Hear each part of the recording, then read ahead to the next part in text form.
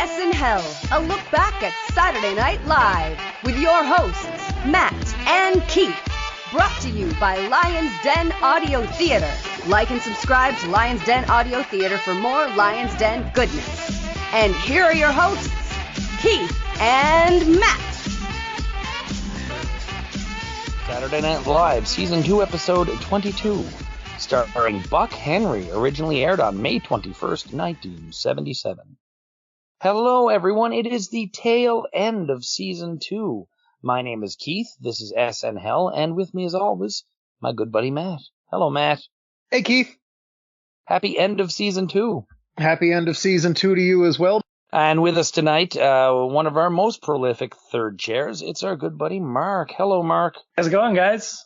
So tonight, Buck Henry's out for his fourth time. He's the first one to hit 4 hosting gigs. I'm jacked. I love Buck episodes. I'm pretty pumped. I only got to see the one with him before, but it was a good time, and he really blends in with the cast well. Yeah, absolutely. And of course, stars in my favorite Gary Weiss film. Yes, he does. Yeah, the toilet seats. Mm-hmm. So in our musical acts tonight, there are 2. It's Jennifer Warnes and Kenny Vance, and we'll talk about them when we come to them. So let's start with the show here. We have the cold open, and it's a Jimmy Carter fireside chat.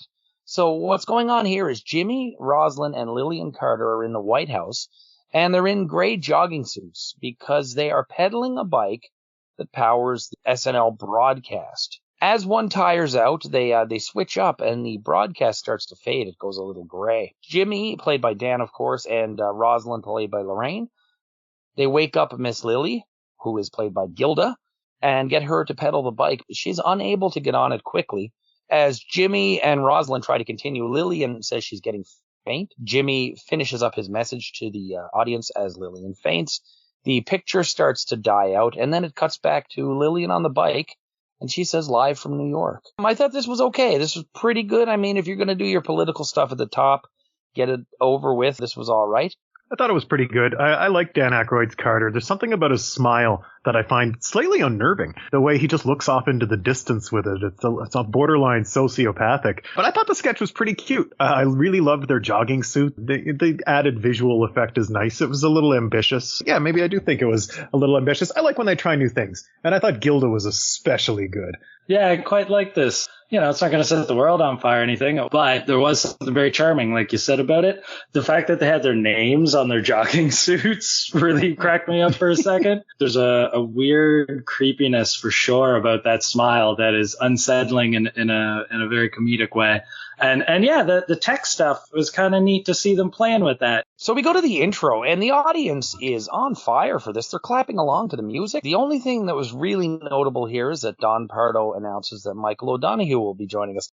So, Matt, you've become quite a big O'Donoghue fan over the last 2 years. Are you excited? Of course. I loved seeing his name in the credits and the bright light. I didn't know anything about him when we started this podcast, but through discussions with you and just experiencing his work on the show, definitely a fan. So very excited to see him. And again, I'll recommend Dennis Perrin's Mr. Mike book. Buck comes to home base, and it's decorated with what looks like a coat rack, a cot, a garbage can. Buck actually takes the gum out of his mouth and sticks it on the post. Says he doesn't have much that he can do that hasn't already been done. He's been out here 4 times. So NBC says he can do whatever he wants. Buck says he's going to base the episode around pornography. He shows that he has whips and chains, and the garbage can is actually a big can of cottage cheese. Lauren says it's okay if Buck does a live sex act on Saturday Night Live. The booth concurs, and the censor also says it's okay. Buck surveys the audience, looking for someone to invite up to have live sex with him. They stop on Karen Roston, who is dressed as a nun. Then we go to Edie Baskin, who's dressed as a dominatrix, and he passes on her as well. And then he goes to a very attractive woman who I couldn't identify sitting in the audience and chooses her. The large man next to her mistakes it for him being the one that's picked, and he goes up, picks up Buck, puts him on the couch, and does a very awkward dry hump. Holy Lord, this is strange, but it was a lot of fun. I got a big laugh out of it. I guess kudos to the guy for the enthusiasm with which he lifted Buck Henry and then started humping him on a cot. This was a lot of fun. I really kind of enjoyed this, and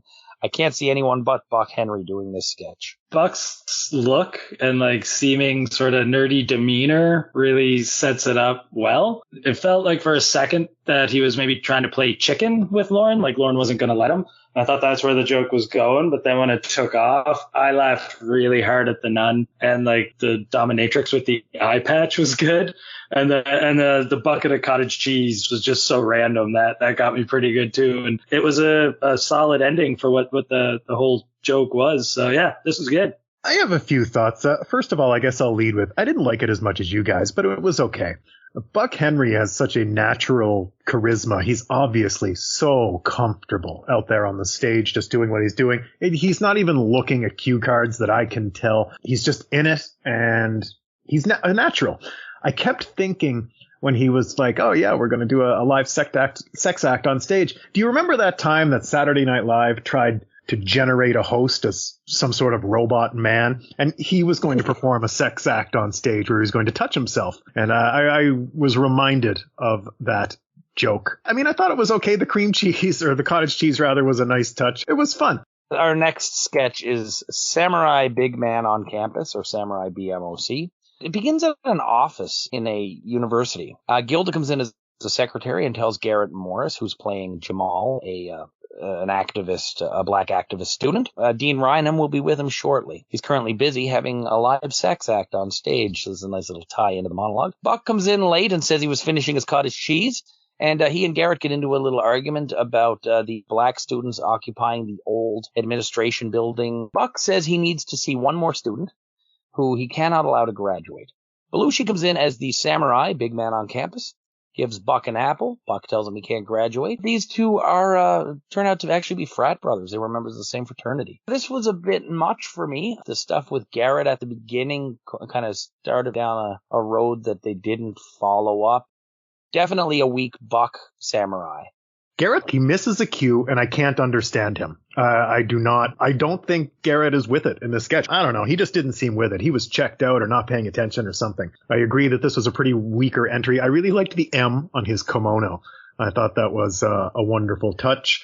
Buck and Belushi, when they do this, they certainly have the chemistry, but it's still just the same joke. And I can't believe that Buck agreed to do this after he almost died once. That's right. Yeah, the sword shot. Yeah. You got to give him props for getting back on stage with that sword and with Belushi after that time. Yeah. Yeah. Garrett definitely seemed off though at the start, and he was looking really obvious at the cue cards too, which I haven't noticed him being overly reliant on before, but he seemed really like he was searching for the words. And it felt like this first little bit was tacked on to buy time for a costume change for Buck or something. Like it didn't feel polished or finished. Although the way Buck did drop that cottage cheese line as he was taking his seat felt like totally improv and very like cool, calm, and charismatic from him. But yeah, it's just a little long-winded. It's good for a chuckle, but to build a whole thing around it's a little much. You mentioned the M. And Belushi's been wearing that M sweater for the girl that was ill. Oh, yeah, because I know it was like Monroe College, so I didn't even think of the M sweater. Yeah, I wondered if that was related, because there's a few times he's doing this. Like, when I was reading into it, it looked like he had done sort of shout-outs in 3 episodes, but I'm seeing subtle little things that might be shout-outs throughout the whole year. Do you remember that time that I shat all over Belushi for like 2 minutes, and then you're like, yeah, he's supporting a kid with cancer? Sure do, yeah. Big time. I think it was a Broderick Crawford episode, I think. And then Chili tops it off with the great line, do you have anything nice to say about Roman Polanski? We go to a chyron, and it says, fell in love with the right crowd. We now go to Jennifer Warnes, and she sings her hit Right Time of the Night from her album, I believe, called Jennifer Warnes. Basically, Jennifer Warnes, I mean, she's got so many songs that our generation just know at the drop of a hat. But I've never seen her perform before, and she's got a very almost librarian look to her. She was born in Seattle and raised in California. She was in a convent for a brief period, got into music just at this point in time, and actually for several years afterwards, was very much just a really talented vocalist who was known more as a vocalist really than a music star, than a star. There's a steady hand, I guess the old wrestling term, hell of a hand, always good in what she does. and this was the crest of her popularity, I think, as a solo performer. She goes on to do duets with Joe Cocker, Up Where We Belong from The Officer and a Gentleman. Then went on to sing the female part for the Dirty Dancing Time of My Life with Bill Medley from the Righteous Brothers. And with B.J. Thomas, she did the Growing Pains theme. So somebody who's really been around for a long time, but at this point, Right Time of the Night was her big hit. As far as her performance, it's not exactly what I would like to see on Saturday Night Live, but I thought she did a fantastic job at it. Yeah, she's got a nice voice, just having a blast doing it, which, helps sell the performance a little bit. But it also feels a little bit like they just had whoever has the biggest hit on the radio right now on, It's like when they had Ashley Simpson on or whatever. It's just here's the big pop hit going on, so we're going to fire it on. And it didn't really feel like it fit. The people that book the music on Saturday Night Live, for the most part, have no sweet clue what is hip or what's going on. I believe, Keith, you had mentioned they admitted it. They're just pulling shit out of their old record collection or just whatever's famous, and they're throwing it on. I don't think it's done with care. I don't think it's done with any sense of curation for the show. I think it's a mess. I know it gets better someday, but considering the era of music that we're in, and I know I'm a broken record, but this is not it. This is not appropriate for Saturday Night Live. It's a drag, and it drags down the show, and they just keep doing it. They don't get it. They do not, 100% do not have their finger on the pulse of popular music at the time. About Jennifer herself, she has a beautiful voice. I need to mention the highlight of Jennifer's career, for me, comes in the late 80s when she does Famous Blue Raincoat, the songs of Leonard Cohen. When she does First We Take Manhattan, phenomenal. And of course, Famous Blue Raincoat. Those are my two favorites from the album. But if you want to hear Jennifer Warnes, go check that out. Yeah, it really does feel like whoever's booking the music is like someone's little brother that they were forced to put up with. It's consistently not congruent with the rest of the vibe of the show. It's really strange. Our next sketch. It's the shower mic sketch with Bill Murray, written by Bill Murray and Gilda Radner. Bill Murray is Richard Herkiman. He's in the shower, and he hosts his own talk show in the shower with a microphone hanging around his neck. The microphone is soap on a rope. Body wash has totally killed off soap on a rope. So Gilda is his wife, Jane, and Bill asks his wife to sing a song, and she begrudgingly does so. Richard notes that he knows his wife has been cheating on him with somebody, and he, just as a surprise to his wife, he brings in Buck Henry. Buck's fully clothed, standing in this couple's shower, and admits that he's been running around and actually finds it much easier to rent a motel room than to sleep with her in the house. Bill happily gives her the option of breaking it off with him or to just keep turning the knife and twisting it. Bill then does a version of My Way and throws to a commercial. So a little bit of background on this one. Judith Belushi actually gave Bill the mic, and he just started riffing with it. And it kind of got the ball rolling. And there's a little bit of confusion in some of the literature over whether this sketch or the Nick the Lounge Singer sort of came from the soap bit. I know that Nick had existed before this, and Nick was its own sort of entity beforehand, but really bumped up when it got on Saturday Night Live. Ultimately, though, when it comes down to Bill Murray settling as a cast member, there's 3 sketches that are pretty much responsible for cementing Bill on the show. It's the shower microphone sketch, the first Nick the Lounge Singer, and it's the new guy speech that he gave at the desk. I really enjoyed this. I thought it was absurd enough that I found it goofy. Gilda was equally odd and had a nice switch when Buck came in from being completely disgusted by her husband to being completely into Buck Henry. I loved her lathering up his suit. Just thought this was great. This is one of the first. We've seen a little bit of it already, but this is one of the first glimpses of Bill Murray being the Bill Murray we've all come to know and love. I thought this was pretty darn good, actually. And what a weird idea. Yeah, it was definitely odd, but that worked for it. It had this really bouncy, slightly frenetic, hectic energy coming from Bill. I love that Buck was in a full suit, and I kind of noticed, like, in his monologue, he got manhandled and got covered in cottage cheese. Then he was exposed to the samurai sword that cut him open. Now they got him in a full suit getting dumped water on in the shower. And it feels like they're putting him through his paces in this episode. Like they're just finding different ways to make him uncomfortable or something. I kind of enjoy that because I think he's enjoying it too. So yeah, and Gilda was great. This whole sketch is succeeding on the back of Bill Murray. Of course, his lackadaisical attitude toward this whole thing while he's singing into the microphone. The water was a nice touch. The suit was a nice touch. Everybody was really good. Gilda wasn't too over the top, which was, I think, appropriate for the sketch because, she can go there, but she plays it straight, which I found interesting. But it's all Bill. The sketch is all Bill. It really is a star in the making sketch, I think.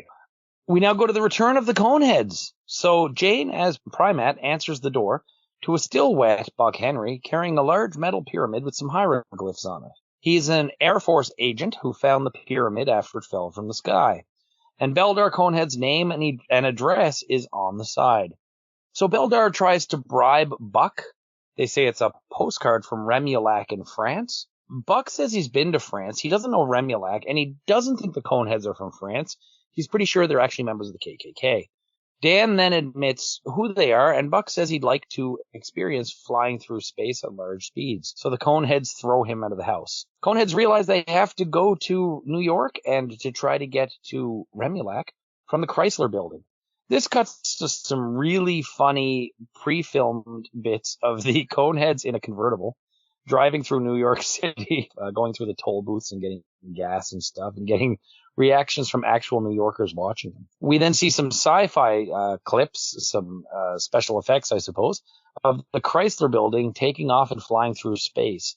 It lands on Remulac, and Belushi and Garrett are there as High Master Kuldroth. Coney was to be given to the High Master, but her cone has already known the Senso ring, but that doesn't mean they can't just hang around and chill. Beldar and Kuldroth square off and then eventually jump out the window. The pre-tape to me was absolutely hilarious. The reactions that we're getting from people. I really like the space effects. I'm not really fond of them actually going to space, though. And I think they tried to capture the lightning in a bottle twice with the jumping out the window bit, which harkens back to the Jack Burns episode where they did that, and it worked really well, but this did not work. This was funny. It was odd. It was a little longer than I'd like.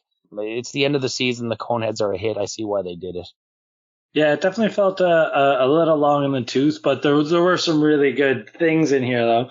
Buck rolling in, still soaking wet, carrying the giant, ridiculous little obelisk thing, I thought was fun. And the way they threw him out the door it very much harkened to like the future Fresh Prince Jazz getting tossed out sort of a situation. Just he went flying, like he did a good little jump himself to lean into it. The whole pre-tape thing was really fun to see everybody in the background reacting, and the like really tense, dramatic, intense chase style music blasting while they just like stop for gas and get change for a toll booth and everything worked pretty well.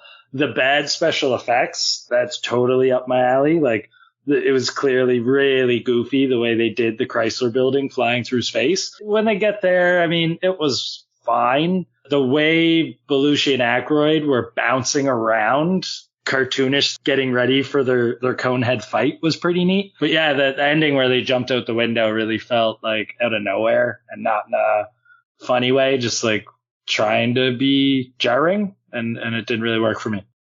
I love the Coneheads whenever they're on. It's generally a home run for me. And for the most part, this is no exception. I think Dan Aykroyd is the default maybe when you think of the Coneheads. Jane Curtin is so underrated when she does Primat. Like first of all, her voice. It's so uncharacteristic for Jane to play these bizarre, interesting characters. And she's so good at it. That glazed look in her eye and shit. When they sat on the couch with him and the way they just kept looking over at him every time they spoke. I was loving it. I just thought the jokes were really funny in the house when Buck Henry had that big thing with their address on it and how they just continue to insist that they're just from a small town in France. Laraine does the slightly more earthling daughter so well.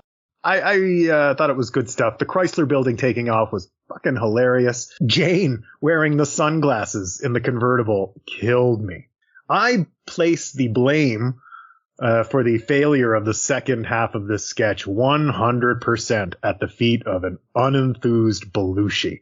Terrible in this role as a conehead. God love Garrett Morris, talented man, brilliant singer. We know he has his troubles. He's not here this episode, and I think he really stinks. That appearance when he was at the campus office, he was a fucking wreck, missing his cues. And this time, I still find him really checked out. Belushi really sucks in this, though. He's not funny. He's not pulling off the voice. He looks terrible in the makeup and the outfit. The whole fight with Aykroyd is really just a really poorly thought out thing. They should have just did the thing with Connie's cone, skipped that whole fighting thing. Although I did like Jane and Laraine. I'm sorry, I guess I should call them Primat and Connie, drinking the beer at the end. I thought it was weird that they left them on Remulac at the end of the sketch. When Coneheads comes on, I almost feel like it's a sitcom. It's like a mini sitcom now on Saturday Night Live. So I always really enjoy it. I still really enjoy this, and it's just a shame that those two chuckleheads fucked up what I thought was a very funny and ambitious sketch with really lousy performances. The fun of the Coneheads is their reaction to Earth, and Earthlings react to them. I guess it was worth a try. It didn't work, though, the way it certainly should have. And when you're doing live television, I guess, I mean, there's probably a sense of let's go all in every time. So every time it could be the last one. So I don't mind that in a sketch comedy show. Yeah, you swing for the fences every time. Go big. I love when they're ambitious, but somebody needed to talk to Belushi and Garrett. We now got a weekend update, and my first thought was, holy shit, how did she get out of her cone that quickly? Then I realized there was a commercial break in between in the original broadcast that we don't have. But then I still thought, well, that's still pretty friggin' quick. Dean Martin and Frank Sinatra kidnapped Patty Hearst. There was a millionaire who was buried in her Ferrari. There was a microphone was attached to a jockey, or actually the horse, while it was running the race. And my first thought was, is this Chevy Chase? And more on that later. There's a sight gag of one of the horses throwing a temper tantrum, one of the horses who lost. We then go to Emily Latella, who interviews Congresswoman Bella Abzug, and Emily introduces her as Stella and asks her if she's going to be throwing her cat into the ring for an upcoming election. She builds up a big announcement from Congressman Abzug, only for the congressman to say never mind.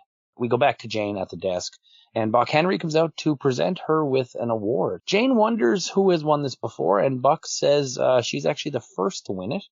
Jane wonders why, and Buck says, well, she's a woman, he's a man, and he's been watching her and her blonde hair and wondering what's under the desk. He also tells her there's a trophy, a rather large trophy he'd like to give her in private. When Jane turns it down, Buck takes the award back. Jane is rather freaked out by Buck Henry. Without a doubt, the highlight was Buck Henry's bit with the award. Most of the straight up jokes fell a little flat for me. They were fine. Although the horse throwing the temper tantrum cracked me up pretty good. Not going to lie. It was just a perfect picture of the horse and the goofy look on its face. Emily Latella and Bella Abzug just felt like clunky. Like the timing just wasn't there for that. But yeah, when Buck started into his whole bit and like when he started to catch on what he was doing and the way he built it and the amount of like just energy he put into that performance was a lot of fun. I thought that was good. Jane's final reaction, the way he stormed out and everything, felt a little too legit. It was like just a little bit uncomfortable to finish it, which was a little odd. Everything leading up until that I thought was quite good. I didn't find the weekend update jokes felt pretty soft this time around. I didn't really get a lot of laughs out of the usual fare. When they cut back from Emily Latella, I sincerely believe, maybe she's just that good an actress, I sincerely believe Jane Curtin fucking hates the Emily Latella stuff. The look in her eyes when they cut back to her after Emily Latella was just, this is the stupidest shit. But I felt it. I'm telling you, I felt it. Buck Henry was, of course, good. And Jane, you can answer my emails. I'm not like that. You have been accused of giving her star of the night purely because of her appearance and your attraction on two occasions, I think, Matt. I like Jane Curtin so much, I'm going to watch Kate and Allie. Kate and Allie was not bad. I don't remember it at all. I don't remember anything from it, but I remember it being on all the time. I think it was my mom's favorite sitcom when I was a little kid. Ahead of its time, I think. You'll get some laughs out of it. Was she Kate or Allie? She was Allie. Susan St. James was Kate. We now go to Rhonda's engagement shower. Gilda is her Rhonda Weiss. She's surrounded by family and friends, including Jane and Laraine and some of the writers and such. And it's her wedding shower. And they give her gifts, and she keeps repeating the same thing over again. And they give her a melon baller and an egg tweezer and an apron. And each dumb gift gets a big reaction from the women, and they all pretty much say for each of them that I never needed a melon baller, and then once I got it, everything changed. They pull out a special box, and Gilda gets emotional, and there's a joke about her wishing that they could all get married to the guy she's getting married to. I kind of sum this joke up, this whole sketch, as women writing what they think men think women do at showers, I think is the only way I could put this. I did really enjoy it. Not that it had a lot of jokes in it for me, but I thought Gilda was good in this. Jane's voice was really funny. Lorraine's voice was funny. Kudos to the company of them for these really big but not too big reactions to these foolish little gifts. But also, like, there was a realism to this that was pretty good. Yeah, there's definitely, I've noticed over the episodes I've watched, there's these odd little skits that pop up sometime where I don't actually laugh at anything, but I'm engaged the whole time. And I don't know if it's the performance, the charisma, whatever it is, because there's not a lot of laughs in this. And I think your description of women writing what they think men think women do at these things is pretty on, and there's a very restrained, over the top element to it. But I've met people that are like this, you know, like I've been in rooms with and heard conversations like this before. I really enjoyed this. It was the performances were bang on. Jane's voice, every time she started in with that weird thing, I can't even describe what it was like, but I really enjoyed it. Yeah, it wasn't ha-ha funny, but I really did think that the performances really helped it out. As you guys already mentioned, and as I mentioned earlier, Jane is really whipping out some more interesting things lately with the Coneheads, and now even with this. My thing about this sketch, Gilda's character of Rhonda, that's totally Mike Myers' character later, yeah? Coffee talk? Yeah, there's definitely elements of that. I think the coffee talk is like turned up an extra notch. It's like an older sort of New York lady. He does that. The hair is the same. She even has the glasses on her head, and she's doing the voice. I mean, not that there's anything wrong with that. Mike Myers is allowed to watch old episodes of Saturday Night Live and take inspiration from them, but it definitely... Bill and Ted. Or Bill and Ted. or Dana Carvey's impression of Lorne Michaels. Yeah. You know what? We'll talk about Mike Myers, who I do like later down the line. But yes, you're absolutely, that is Linda Richman, a younger Linda Richman. Yeah. Although I should note that Linda Richman, Mike Myers based her on his mother-in-law, but there are a lot of similarities, and Mike Myers was a huge Gilda fan. Yeah. I actually don't care for Mike Myers, but more on that in 5 years, I guess. Anyway, I was pretty much done with the sketch. I thought it was fine, okay. And I'm not trying to be an apologist again. I don't care. Bring on the hate mail. I really thought Jane made this sketch with her voice. I find her enchanting, and I'm allowed. It's just I'm allowed. I'm allowed to be a big fan. Get off my back. Next sketch, How Your Children Grow. This is the second edition of this we've seen. In this one, Buck plays Richard Dalton with his two assistants, and he's there to talk about learning disabilities. So Gilda plays a character named Francine, who has a condition where she has to put the punctuation in when someone's talking. So when anyone finishes a sentence, she says period. Laraine rings a bell. And when Laraine rings the bell, Gilda gives Jane a cookie. They don't know what Laraine has. They don't know really what her condition is. He says she's just some Dumbo who rings a bell and points to the right. And Buck says he's working on understanding Pavlov's dog and disproving it. When Laraine rings the bell twice and Gilda doesn't give Jane her cookie, she grabs the cookies while salivating, proving, I guess, the Pavlov's dog bit. What a strange sketch. Gilda was amazing in this. They did have some fun with, colon, semicolon in a sentence. Some good stuff. There was a flub there that got fixed. I didn't notice it till the second time. through. Gilda covered and then Laraine covered Gilda's cover. It was really, really smoothly done. The chemistry Buck has with the cast is off the chart, isn't it?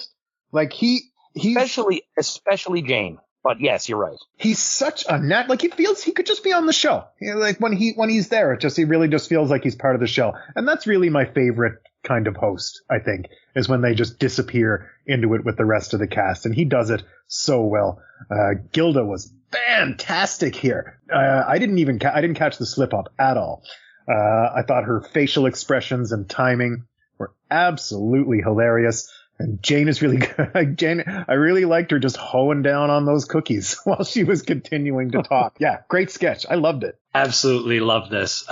There's like a rhythm to it that just like, it felt like it was chugging along, cleverly written. The way they played with the words and the double meanings of the punctuation words tying in with what Buck was talking about. The performances are all wildly stellar. When they first cut to Jane after mentioning Pavlov and she's got the drool running down her chin and she just like doesn't even respond to it, just sells it so perfectly.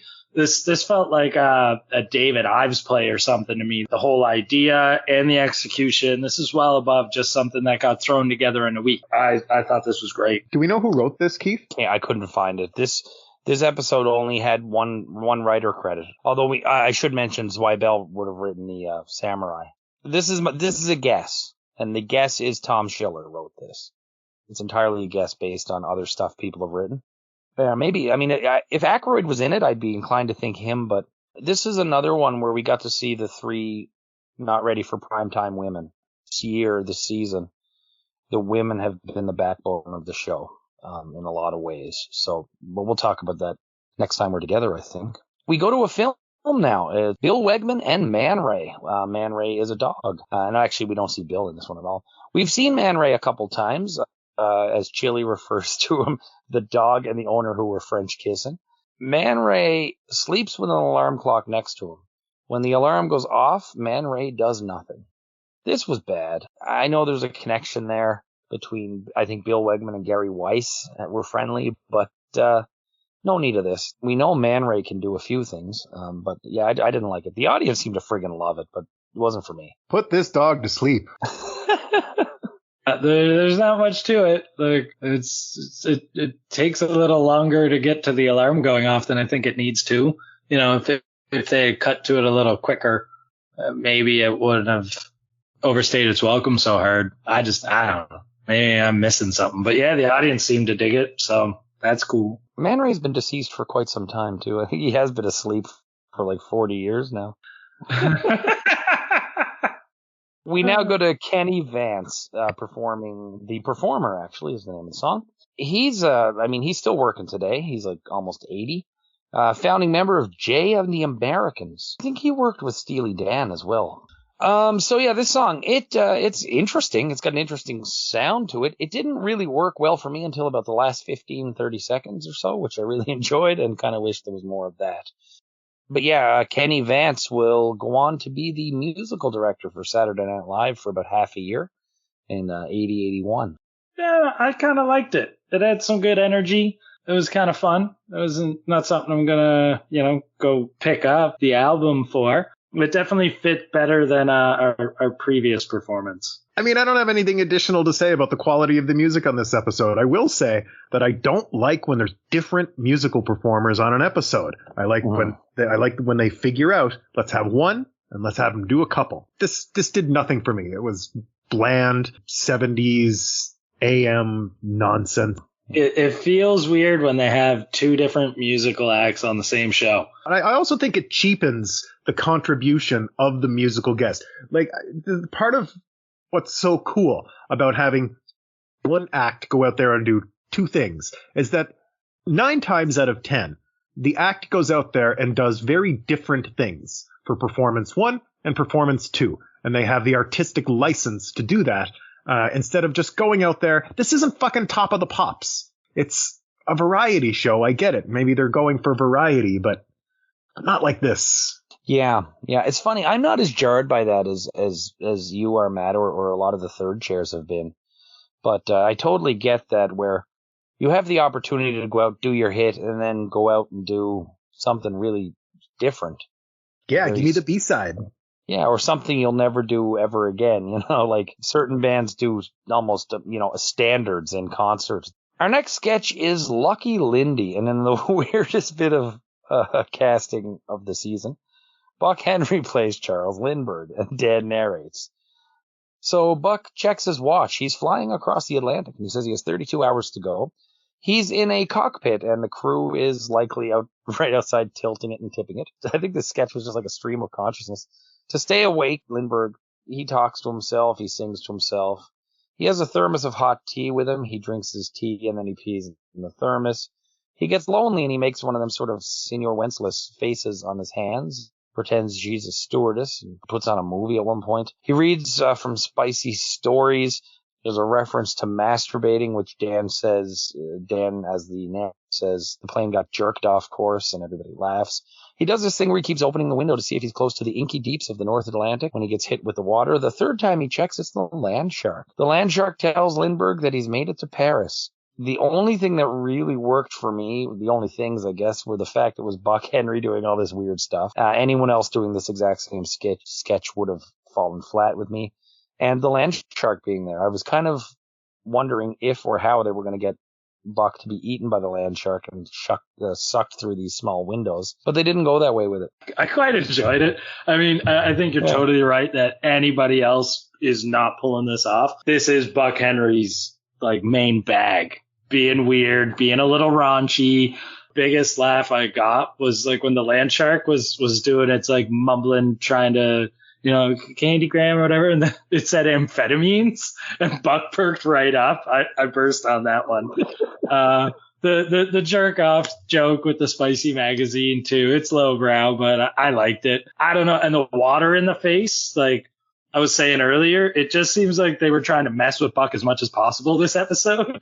So every time they splashed water in the face, I had to laugh because they had been building it the whole time. It felt like a running gag the whole way through. It's not masterfully written. There's nothing incredibly clever about the premise or the script or the execution, but I really enjoyed it. Loved this sketch. There's one part of it I didn't like, but I'll get to that in a second. I popped for the land shark. I was excited to see it, and I recognized the voice, and I that was a real highlight for me. I don't know what it is. You know how sometimes you just like something or dislike something rather passionately for no reason. I found Buck talking to his lipstick hand really repulsive. Something disgusted me about it viscerally. I was just grossed out. I hated it.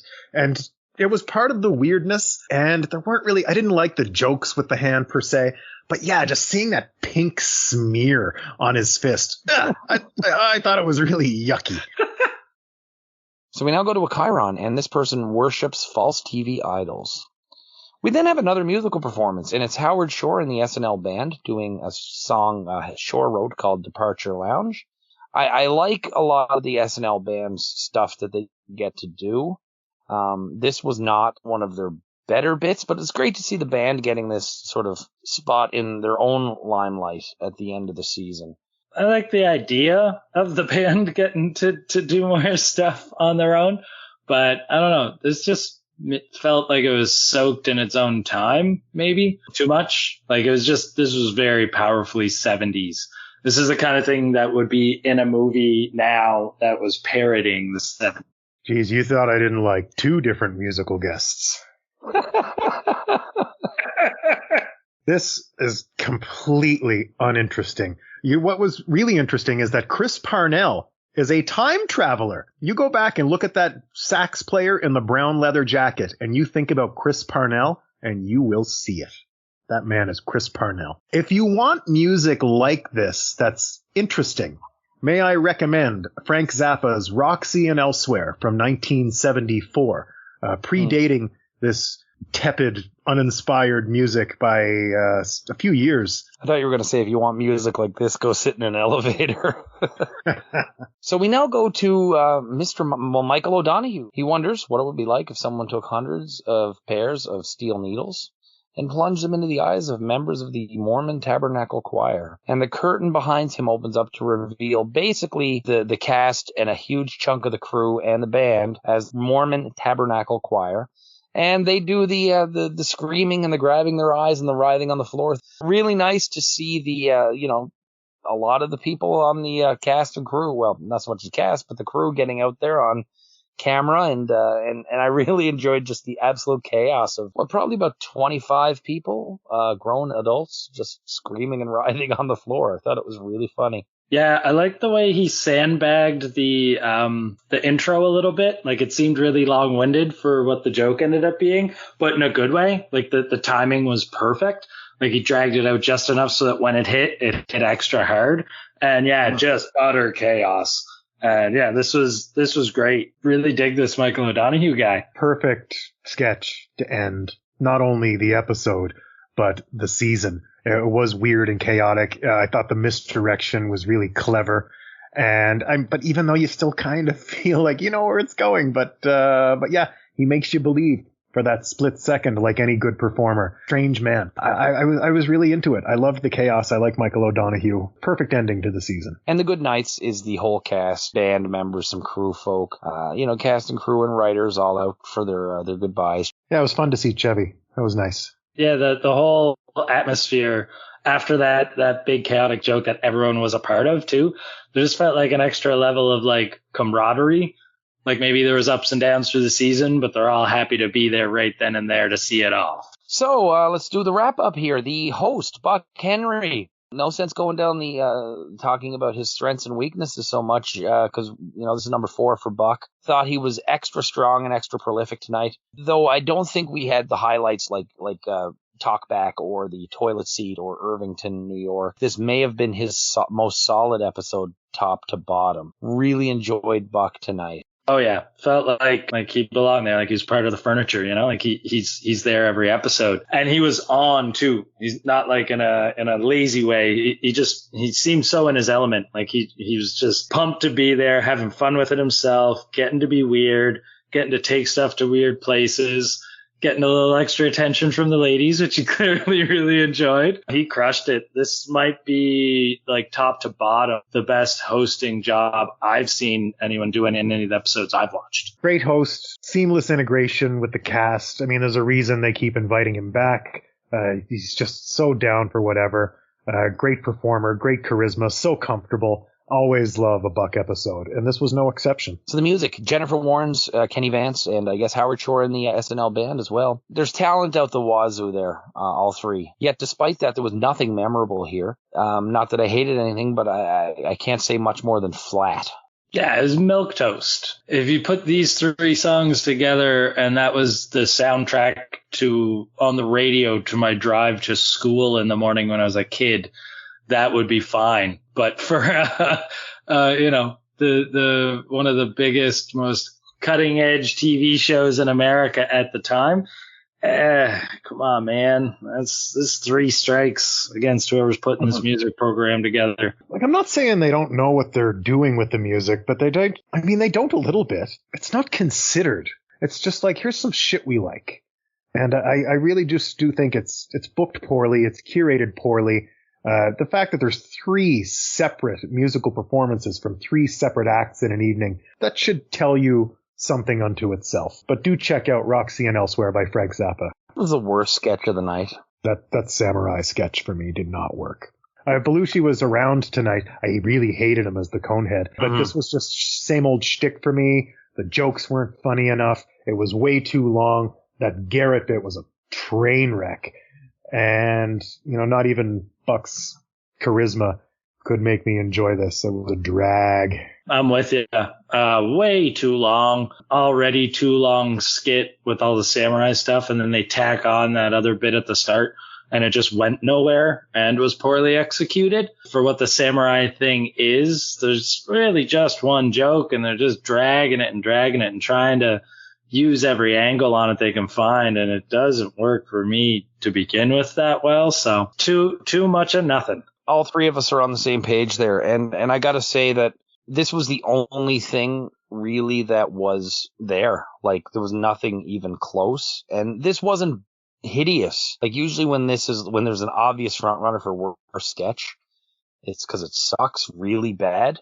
And this didn't suck really bad the way other stuff has sucked really bad. This just didn't work, and it's too long. Don't get me wrong. That thing with the dog was stupid and a complete waste of time. I barely even consider it a sketch. It wasn't even such a non-entity that it wasn't even in contention. And what was the best sketch of the night? Watching your children grow. That might be the best sketch I've seen yet since we started this project. Everything about it. It was a clever, interesting idea. They nailed the execution. The time they spent on it was perfect. It wasn't too quick, but they didn't drag it out like they sometimes do with especially the weirder skits. I find they tend to get draggy because they're having too much fun playing in the weird. And everything about it, just top to bottom, and Jane drooling on herself, and she's normally she puts out such a composed, the perfect choice for the person to drool on themselves while shoveling cookies in their face too, to show the snap, because she was doing her very composed, TV show host thing. Buck Henry, great in it. Laraine just ringing a bell and throwing that thumb out, and Gilda just nailing her whole weird thing. I gotta stop ranting because I could probably go on for another 20 minutes, and we gotta get on with things. I fucking love this shit. How Your Children Grow is also my choice for favorite sketch of the evening. I do want to add that Coneheads did make me laugh more, but that terrible ending, Belushi and Garrett, really left a sour taste in my mouth with it. Yeah, and we've got a sweep. It wasn't a runaway for me. There was so much good on this episode, but I did go with this one because of maybe less about how much it made me laugh and more about how just good it was as a full package, I think. And Matt, that's the second How Your Children Grow to win for you. Interesting. So, who is your star of the night, fellas? There's a lot of people nailing it between Buck Henry and all three of the ladies. I think I got to go with Gilda. She's in almost everything tonight. She does a lot of heavy lifting. Outside of that one Emily Latella bit, all of her stuff's good. And even I'm not as burnt out on Emily Latella as you guys. So I get if you're not on board with what I'm putting out right now. But I just feel like she was so strong in the How to Grow Your Children. She really kept up well with Bill Murray in the shower thing. Mm-hmm. She was all over the place, doing a lot of work. Although I don't want to take anything away from everybody else and shout out hard to Jane drilling on herself again. But yeah, no, just a lot of really strong performances. But I think this is the most I've seen from Gilda. I think I'm going to give it to her. You can hate me now, but I won't stop now. My star of the night is Jane Curtin. I think that she covers up weekend update jokes so well that you barely even notice with her delivery and poise. Her cone head is weird, and I just find her expressions in it fantastic, and her delivery. And holy shit, when she was wearing those sunglasses in the convertible, whoever had that idea, high five. That was really her voice in the bridal shower, really uncharacteristic. And of course, How Your Children Grow, the sketch of the night. She was a host. Jane Curtin, for me, did it again. I had a rough go with this one. It's the first time I'm on the way. I watched it multiple times. The first time through, I didn't have a winner. I had to go back, watch the second time. But I also went for Gilda for many of the same reasons Mark did. Could have easily been Jane. It could have, Buck was stellar. I just have my own little rules about that. And this is the first episode where I thought Murray was pretty strong with his entry as well. But Gilda it was for me. I know this isn't a debate and it's not how we structure the show, but I guess I would like to take the opportunity to make a rare comment that I think you guys got this wrong. I don't think Gilda was good in the shower thing. She was really subdued. She was just there. That could have been anybody. Emily Latella's not interesting. In the bridal shower, she was not the focus of the craziness. She nailed, of course, How Your Children Grow, but so did Jane. And that's really all we saw of Gilda. She's not carrying Weekend Update. She's not broadening her range. She's not growing as an actress and a comic like Jane is. I disagree with you lads. And I want that. You know what? And look, it was close with me, but with Gilda too, you're forgetting Lillian Carter at the beginning. Oh, yeah. Okay. So she does a little old lady shtick for a minute. Jane is carrying a segment on her back. Yeah, no, but see, with Gilda too, a lot of it for me tonight was the versatility. And while we did get it from Jane, I was more into what Gilda gave us. Honestly, different day, different time. It could have been Jane for me. But I honestly went with Gilda, and I'll tell you, I normally wouldn't push back. Gilda, she just pulled it out for me this time around. Like the music of Paul Simon, we will agree to disagree. I might just give it to Don Pardo. Final thoughts. This was a really strong episode overall. I don't have a lot to say that I didn't say in our bit by bit, but I mean, this was a night with few exceptions. Everything was spread around nice and evenly. Everybody was game. They obviously enjoy when Uncle Buck comes to visit. I just thought this was really a strong episode, and I think I've become sort of, it's almost not fair because going in, I'm like, ooh, Buck Henry, and I'm already excited just because it's him, but he's earned that, and I think he deserved it. And again, just another really strong Buck Henry. And like I said, top to bottom, it may have been the best episode he's done yet. And I wound up giving this one a 7.5. Yeah. Cut out the music acts and the film and just go on the performance of the players and the host. This is one of the most solid episodes I've seen, barring that one skit in the dean's office, which was mercifully very early on, so easy to forget. The music did very little to nothing for me, and that film was borderline nothing in and of itself. So yeah, I'm with you. I'd go a rock hard 7.5. Fucking rock hard. God. Rock solid is what I meant to say, but that's not what you said.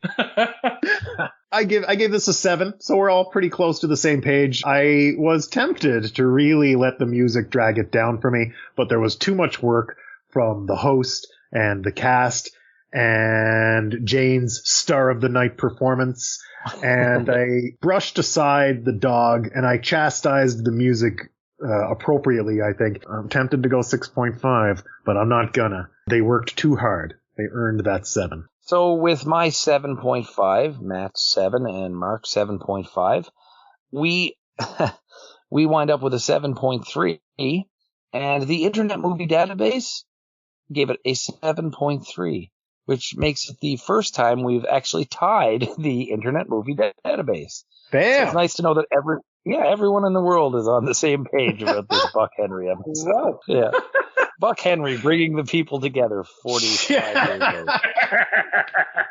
So, folks, we are now at the end of season 2. We've got a ton of stats and picks to do over the next couple of weeks, Matt and I.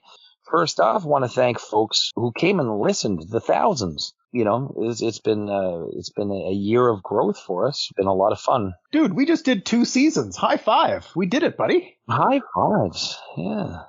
Good job, guys. Thank you. And thank you, Mark, for being around for so much of it. Yeah, thanks for having me around. It's a lot of fun. I love spending my Saturday nights with you guys. Next time, Matt and I are going to do our year-end wrap-up. We've got a few lists, like best episode, best sketches of the year, best host, best music, bits on some characters and impressions. We've got some little bits on just how our numbers stack up and stuff like that. These are all going to be short little episodes that will appear on the YouTube channel over the next few weeks. Then we're going to jump into season 3. What do you know about season 3, fellas? Now, Mark, I know you're back for episode 2 of season 3, but what are your thoughts or knowledge or memories of any season 3 stuff? Season 3, in my mind, is very much the series has landed. And I know it's already a hit. That's the attitude that I expect from season 3. We're hot shit. Well, season 3, regarded by many to be the best year of the show. Basically the same cast. We get 2 new writers, a significant impact on the show as both writers and performers. We do eventually see a departure from the writer's room, a major departure from the writer's room. The show settles on a name that we know and love. A new face joins the update desk. Truckload of memorable characters finally settle into Studio 8H. I'm looking forward to it. There's definitely some characters and bits that I'm like, where are they? But one of my favorite characters either comes in season 3 or 4. And I think we're going to fight about this character, Matt, because I think you're going to friggin' hate him. Sweet. First episode of season 3. Do you know who is the host of that? I don't. It's Steve Martin. Okay. His musical guest is Jackson Brown. Ugh. We'll be joined. Kevin's going to be coming back to talk Steve Martin with us. Well, I'm looking forward to most of that. And then, Mark, we see you shortly after that. So, again, Mark, thanks so much for everything tonight. So Matt and I will be back sporadically over the next few weeks with short little bits. And then after they run out, you'll hear us again for season 3. But until then, we'll be ringing bells and eating cookies here in SNHell.